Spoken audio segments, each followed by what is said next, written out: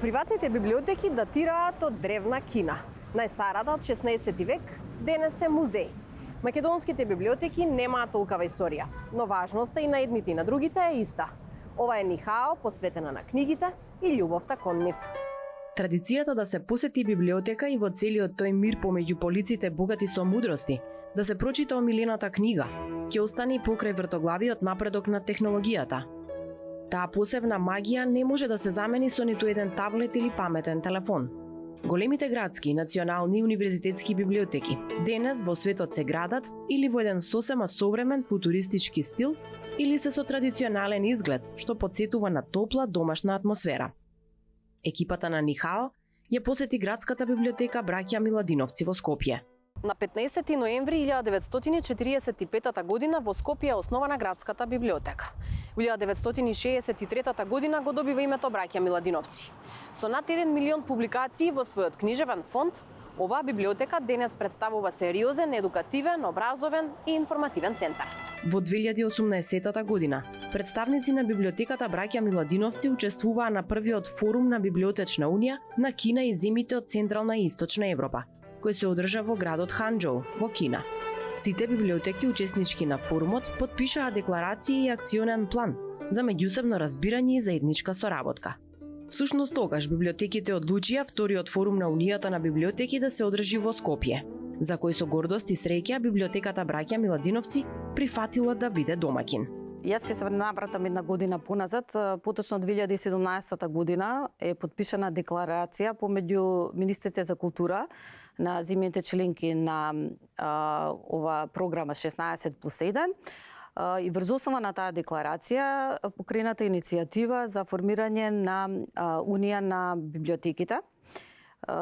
И како резултат на таа иницијатива во 2018 година, како што кажавте, представници од 160 библиотеки од Кина и земјите на Источна и Централна Европа се состанавме, се подпиша најпрвин документ, основачки документ на секретаријатот на Библиотечната унија и во текот на 3 дена колку што траеше форумот на библиотеките беше подпишана декларацијата за меѓусебна соработка.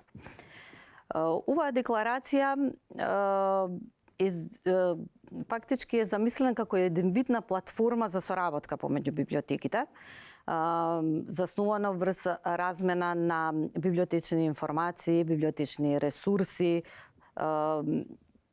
Со декларацијата е предвидена соработка врз основа на подигање на нивото на професионализмот и стручноста во библиотечната дејност со воведување на нови иновативни трендови. Затоа и една од точките на декларацијата е организирање, барем еднаш годишно, на стручни обуки во библиотеките кои што се потписници на оваа декларација и формирање на еден вид на дигитална платформа на која што ќе има размена на дигиталните ресурси на самите библиотеки. Меѓутоа, тоа беше во 2018 година. Работите се сменија во наредните 2 години, бидејќи форумот беше замислен да се организира на 2 години. Во текот на следната 2019 година успеавме да реализираме една ваква обука за професионално усовршување во Националната библиотека во Варшава во Полска. И веќе следната 2020 година токму нашава библиотека требаше да биде организатор на вториот форум. Ние на доброволна база се пријавивме уште во Ханџи да бидеме организатори, бидејќи, знаете, преку оваа декларација не е дека само ќе биде размена на некакви се библиотечни добра, книги и друг вид на колекции, меѓутоа идејата беше запознавање на секоја земја со незината култура и промовирање на некаков вид на културен туризам преку културно наследство на секоја земја. Бидејќи ние Мислиме дека, видите, многу од учесниците на форумот слушнале за полска, за словачка, за чешка. Меѓутоа, мал број од представниците на кинеските библиотеки имаа слушнато за Македонија. Тоа ни беше еден повод да делегацијата од Македонија доброволно се пријави да биде организатор на следниот форум 2020 година. Беше прифатено од нивна страна. Тоа беше еден голем предизвик пред се за нашава библиотека, бидејќи не можам да ви опишам што значи еден ваков настан, форум, на кој што доаѓаат представници од 160 библиотеки. Меѓутоа, ние добивме многу добра и голема поддршка од Министерството за култура и од градот Скопје за помош, било финансиска или секаква, за организација на овој форум. Све беше подготвено, дојде дури делегација од секретаријатот на Библиотечната унија од Градската библиотека во Ханџу, овдека на преговори со Градската администрација, со Министерството за култура. Све беше подготвено, меѓутоа ни се случи пандемијата. И го одложивме форумот за една година, надевајќи се дека работите ќе се вратат во нормала. Кога пројде и 2020, 2021, кога се гледавме дека работите нема да бидат веќе во нормала, а во меѓувреме стана вообичаени одржување на оние на настаните преку Zoom платформите, договоривме сепак да го држиме форумот во 2021 година, се одржа во октомври месец. Беше еден вид на хибриден настан, бидејќи некои од учесниците успеа да дојдат, а останатото се одвиваше преку Zoom платформата. Пред да продолжиме за тоа какви беа темите на форумот кој што го организиравте овде, при посетата на Ханџу, дали имавте прилика да посетите некоја друга библиотека, чисто да видите каде се наоѓаме ние, каде е Кина во однос на библиотечната дејност? Па не требаше многу библиотеки да посетиме за да дојдеме до таков заклучок. Значи, бевме главно посетители на Градската библиотека во Ханџу. Тоа е една сосема модерна, нова зграда од 3 спрата колку и нашиот објект, меѓутоа многу поразлично од она што сме навикнати. Знаете како, бидејќи Ханџу е град во кој што се наоѓа седиштето на Alibaba Group. И сите активности што се поврзани со промоција, развој на културата, значи не само библиотечна, музејска дејност, било што, Alibaba Group е покровител. Значи, мислам, кога зборуваме покровител, пред се мислиме на финансии, развој на технологии. Библиотеката е целосно дигитализирана. Значи, зборувам за процесот на работа е целосно дигитализиран. Имавме можност да видиме како може да се изнаеми книга без присуство на библиотекарот, бидејќи секоја нивна книга има баркод, они имаат апликации преку кои што самите се скенираат и се задолжени веќе во системот на библиотеката. Меѓутоа, интересно што без разлика колку е еден смарт објект самата библиотека, они сочувале еден дел каде што потсеќа на традиционална библиотека, во кој што ги чуваат своите стари книги, ретки книги, збирките, и во кој што имат една просторија каде што доаѓаат луѓе, меѓутоа најчесто тоа се туристи или нас, како што ни дозволија, каде што можеме да пишуваме на оригиналната со нивното мастило, да ги пишуваш буквите, ве учат. Тоа е фактички како калиграфија некој вид, да. Така да направиле многу добар спој на модерно и на традиција. Сега кога слушаме каде е Кина или каде е Градската библиотека во Ханџу во однос на дигитализацијата, каде сме ние како држава? Јас напоменав, значи, кога зборуваме дигитализација, најчесто се мисли дали имаме одреден број на ресурси на дигитализирани книги. Значи, дигитализацијата, поготово во библиотеките, подразбира целосниот процес да е дигитализиран. Ние сме многу назад во однос на не само на библиотеките во Кина. и од искуствата што ги споделува колегите од другите библиотеки, од другите земји на овој реон на Централна и Источна Европа, заостануваме. Ние како градска библиотека се трудиме на секаков можен начин, меѓутоа, знаете, тука излегуваат многу други пречки. Станува збор за законите на авторски права. Кај нас не постои задолжително издавање на книгата во печатена и во дигитална форма. Тоа дополнително го отежнува целиот процес. Меѓутоа, ние како библиотека веќе имаме неколку години функционира кај нас дигиталната платформа за книги. Книги кои што се на отворен пристап се книги кои што се постари од 50 години, од кога се издадени, за да немаме проблем со авторските права. И тоа е една збирка на книги кои што се издавани на македонски автори, издавани веднаш после Втората светска војна. Така да ги вбројуваме во збирката на ретки и стари книги. Главни теми на форумот беа развојот на библиотеките, дигиталната инклузија, иновациите и глобализацијата. Били организирани бројни работилници, билатерални средби и преговори за реализирање на заеднички проекти. Она што ќе биде приоритет е организирање на мултикултурни активности на членовите на Унијата за промоција на историјата, културата и урбаните пејзажи, со што би се отвориле мултилатерални дијалози и би се поттикнала меѓусебната комуникација меѓу различните култури.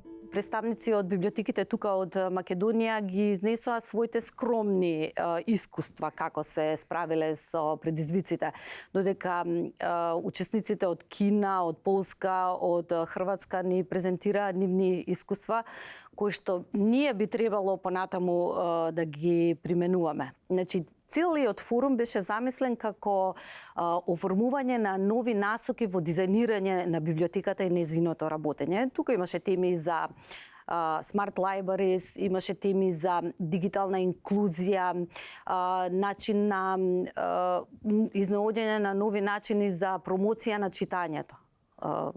Знаете, многу е лесно да организираш средба на љубители на книги во библиотеката, а во време кога не можеш да остваруваш присуство физичко, треба да осмислиш на каков начин. Имавме доста добри искуства од Хрватска, од Полска, имаше од Србија исто така. Целиот настан беше замислен баш врз основа на она што го содржи декларацијата, размена на искуства и нови библиотечни трендови. Билјана, за крај донесовте нов акцијски план 2022-2023 година. Што содржи тој план и што значи тоа за македонските читатели? Видите, тој акцијски план е фактички надоврзување на декларацијата подпишана во Ханџи. Тогаш донесовме акцијски план за тие 2 години. Сега, пошто се помести периодот, го носиме, акцијскиот план беше донесен за следната година. Значи, мораме да гледаме сега на пократок период, затоа што не знаеме што не очекува, се надеваме дека све ќе биде во ред. Продолжување на активностите во доменот на дигитализацијата, затоа што е актуелно. Баш пред неколку дена добив мејл од координаторката на секретаријатот дека за оваа година е предвидена промоција на збирките на стари книги на секоја библиотека со избор на најстариот книга, најстар примерок од кој што потекнува, за да се промовира на кој начин е дојдена во библиотеката, што содржи нејзино представување на пошироката публика во дигитална форма. Инаку, знаете како, ние се надеваме, бидејќи за следната сега веќе немаше одредено кој ќе биде организатор на третиот форум, бидејќи се уште не знаеме како ќе се одвиваат работите. Меѓутоа, најважно е што останува ентузијазмот за соработка и се надевам дека ако не следната 2023, барем 2024 повторно ќе се соединиме сите заедно со физичко присуство.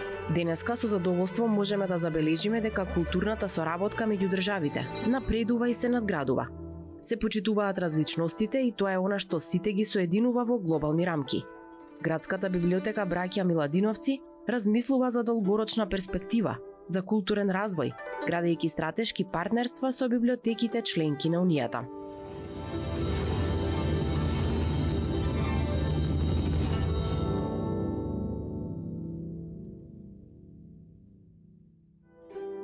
Во продолжение ви представуваме дел од најфантастичните библиотеки во Кина, кои благодарение на нивната фамозна градба, архитектура и фондот на книги, станаа и туристички атракции.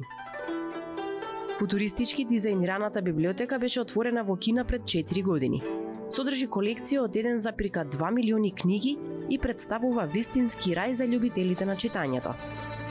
Таа се наоѓа во Тианџин, 100 километри од Пекинг, и авторите, а архитектите кои ја изработиле, ја замислиле како огромно око. Библиотеката Окото на Бинхај се протега на површина од 34.000 квадратни метри, а книгите се распоредени каскадно на 5 спрата. Во средишниот дел на објектот, што беше изграден за рекордно време од 3 години, е поставен величествен сферичен аудиториум. Внатрешноста на библиотеката потсетува на пештера, како една непрекината полица за книги. Креиран и прекрасен јавен простор внатре, како една голема урбана дневна соба. Аглите овозможуваат различни начини на употреба на просторот, како читање, седење, шетање, дискутирање и запознавање. Сите заедно, тие го формираат окото на зградата, да видиш и да бидеш виден.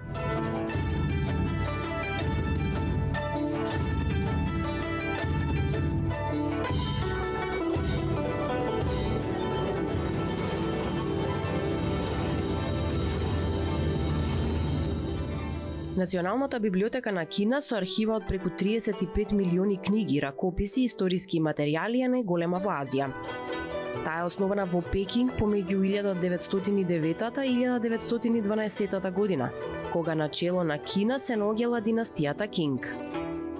Повеќе од 5 милиони луѓе годишно ја посетуваат оваа библиотека. Просториите на библиотеката зафаќаат површина од 140.000 квадратни метри, со што се смета за едно од најголемите во светот.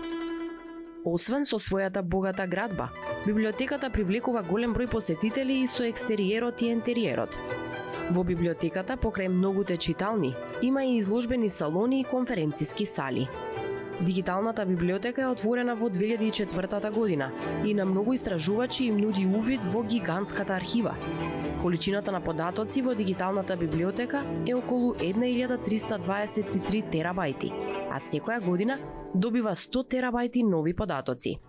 Секоја година, архивата на Националната библиотека на Кина е побогата за илјадници дела.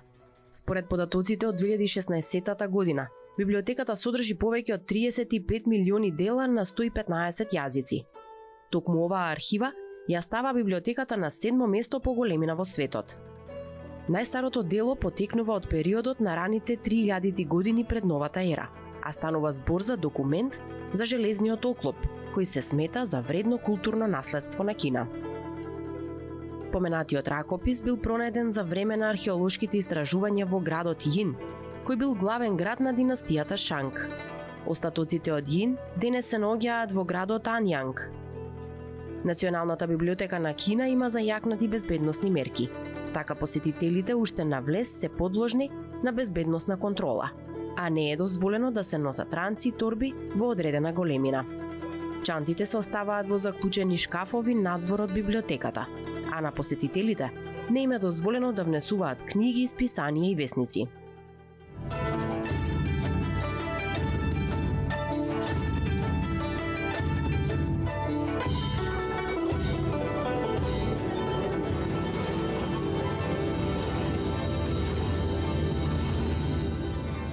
Библиотеката Ли Јуан во близина на Пекинг представува место за релаксација и прибежиште на луѓето што сакаат да избегаат од градскиот метеж.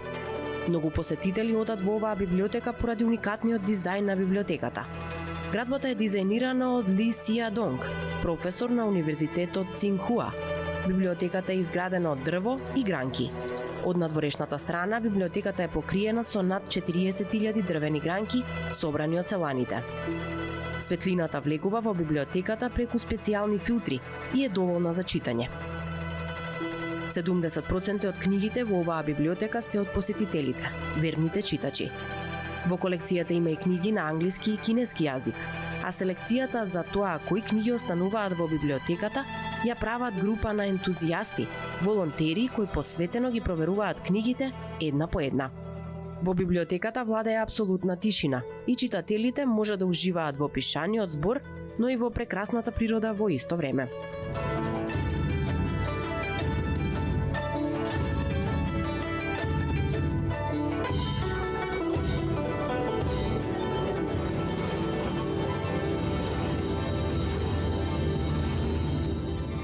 Роден 1946 година во Белград, професорот и доктор Виктор Румов го познаваат студентите од Природно-математичкиот факултет од Скопје, каде што долги години предавал физика. 1969 година дипломирал на Московскиот универзитет.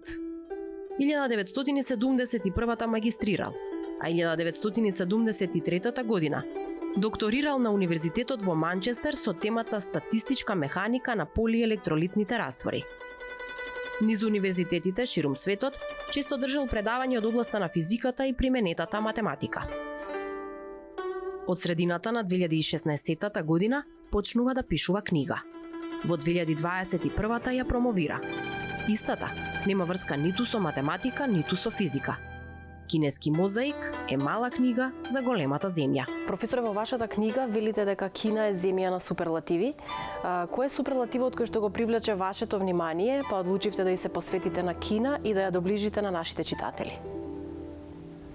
Па, суперлативи се тие во големината нејзина територијата, која што копнена територија, она има единствено помала од Русија. По бројот на население е најголема земја на светот, нешто поголема од Индија. По нејзината историја, која што е повеќе милениуми позната и е една од државите која што има најдолга историја. А сега каков може да биде мотив за таква книга, па мислам да најважно беше тоа што Кина во Македонија е малку присутна преку литература, иако сега тоа со времето се менува, да речеме една издавачка куќа издаде, па мислам 15 на детски книги од кинески автори, ама општо земено така поприсутна не е во нашава средина и во образованието. Така што мислам дека постои потреба. Сега друга работа е дали постои и интерес. Како еден професор по математика и физика одеднаш почнува да се интересира за Кина? Па, видете, човек треба да нешто работи. Мислам, тоа е нешто што го одвојува од другиот жив свет. И еве, тоа беше вака нешто што ме тераше да се нафатам за вакво нешто. А во Кина сум бил 2 пати.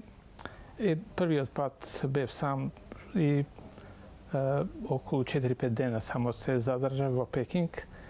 А следниот пат беше екскурзија со агенција од Белград, која што траеше 2 недели и тогаш беа посетени повеќе градови во Кина, па така поголемите градови покрај Пекинг, Сијан, Нанџинг, Суџоу, Хангџоу и Шангај.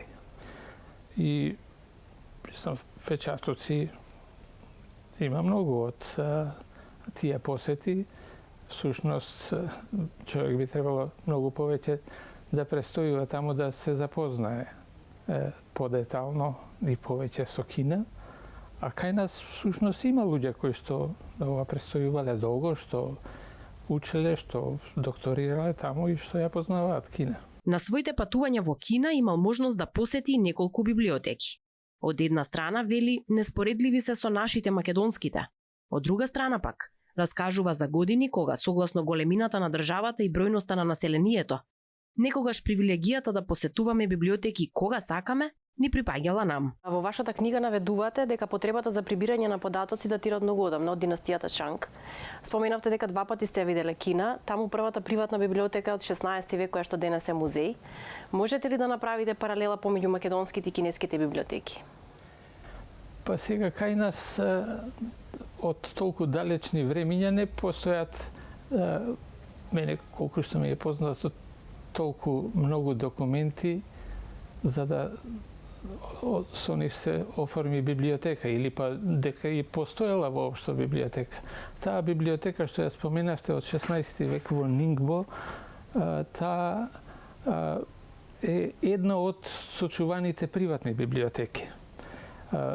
Значи, во Кина, иначе, уште ова првиот император што ја обединил Кина, Чин Ши Хуанг, со престолнина во Чанган, дел од денешниот Сијан, од тоа време се собирани документи од државата и биле направени одделни простории за чување на тие документи. Тоа било некој вид библиотека. Сега, споредба, па не е можна реално да се прави споредба заради тоа што Македонија е многу мала земја, а Кина па е многу голема. Сепак овака во некој дел во одреден период дури мислам и зачудувачки што и некоја сличност можела да има. Имено по победата во граѓанската војна од страна на Комунистичката партија на Кина, во Кина била затечена состојба која што изгледа неверојатна. Во толку голема земја постоеле само 50 јавни библиотеки. Бидејќи тогаш населението било 500 милиони, тоа значи една јавна библиотека на 10 милиони жители. Додека во тоа време во Македонија, претпоставувам, имало десетина библиотеки, веројатно, можеби и повеќе. Ама денеска е работата сменета. Денеска во Кина има над 3400 јавни библиотеки, а некои се многу големи, као еве главната библиотека во Пекинг, која што има околу 50 милиони примероци и литература на многу јазици, а исто импресивна е зградата на нова библиотека што е изградена во град не многу далеку од Пекинг на морето, голем град, исто еден од најголемите градови во Кина, Тијанџин. Таму е изградена нова библиотека пред неколку години. Архитектурата е фасцинантна, просто тоа е неверојатно како тоа изгледа. Процесот на создавањето на овој кинески мозаик почнува од потребата да се прочита нешто за оваа голема и значајна земја на сопствениот јазик. А кога не можел да најде соодветна книга, седнал и ја напишал. За импресионираноста од Кина говорат сите до една страници од кинески мозаик. Најстарата кинеска енциклопедија од 13 век, ние не успеавме да се договориме околу една единствена македонска енциклопедија. Вие успеавте на 300 страници да сублимирате древна кинеска историја. Од кои моменти на таа кинеска историја бевте најмногу импресионирани? Што ви беше најголемо задоволство да раскажувате еве за нас читателите?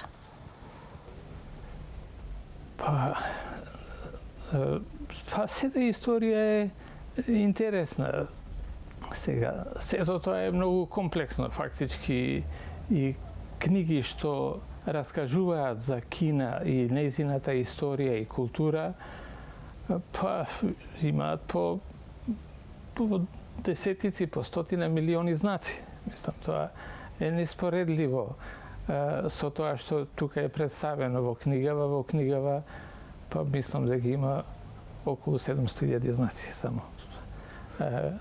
И тоа, нашиве знаци, буквите се букви само, а нивните знаци се зборови.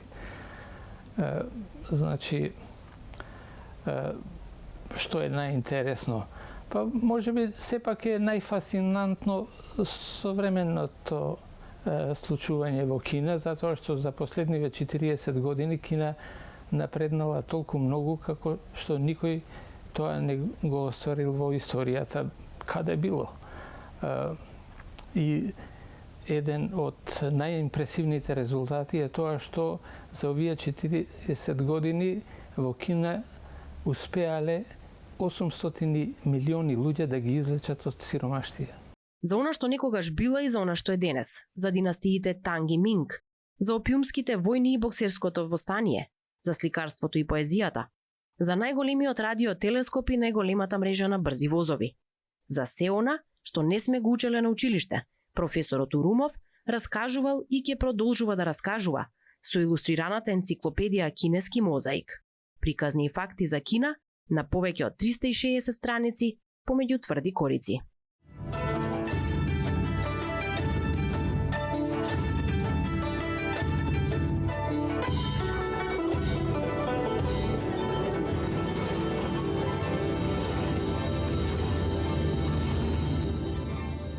Кога македонски професор по физика и математика ќе се влюби во Кина. Кога македонските библиотекари искуствата стекнати таму се трудат да ги имплементираат овде. Тогаш јасно е дека не станува збор за обична билатерална соработка, туку за верба во исти вредности и исти цели. Ова беше Нихао, посветена на книгите.